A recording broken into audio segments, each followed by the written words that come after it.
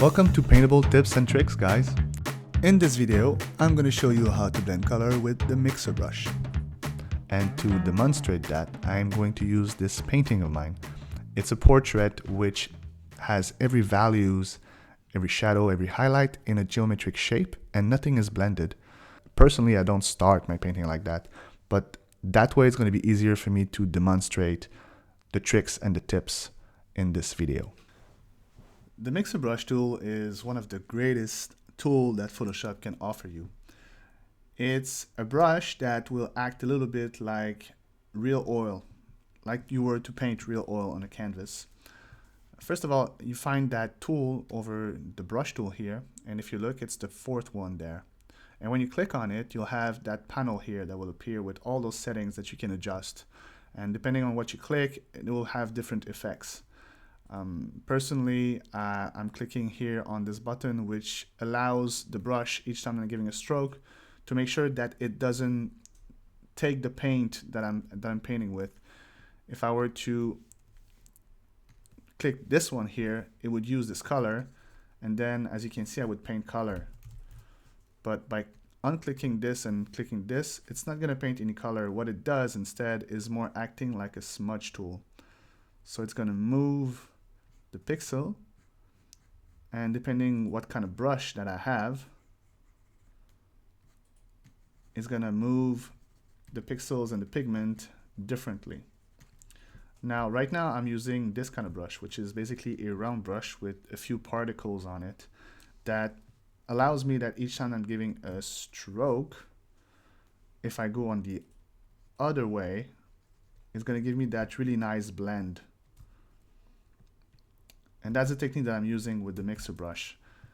If I go also quickly over my settings, you can see that I do it custom. So I'm going wet 80, load 75, mix 90, and flow 100. And I make always sure that my simple all layer is clicked on.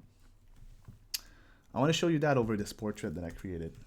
So I'm going to create a new layer here, and I'm going to start blending the colors here.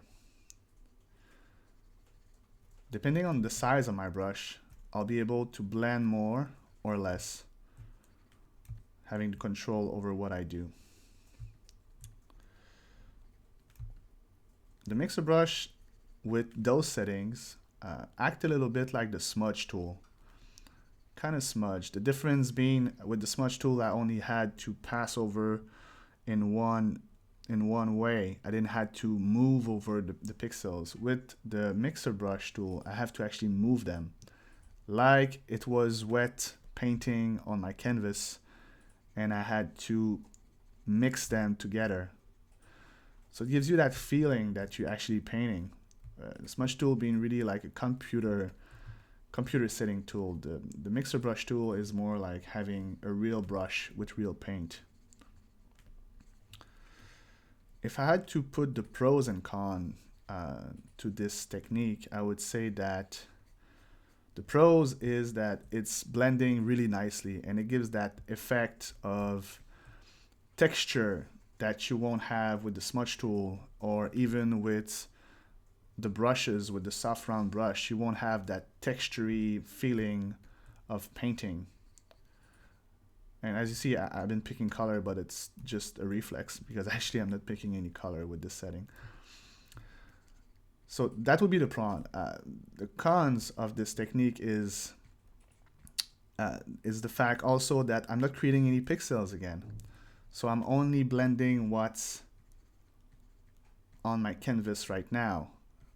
But I have a little bit more control because I'm able to push the pixels like this. So where there's no pixel, I can actually push them and then merge them a little.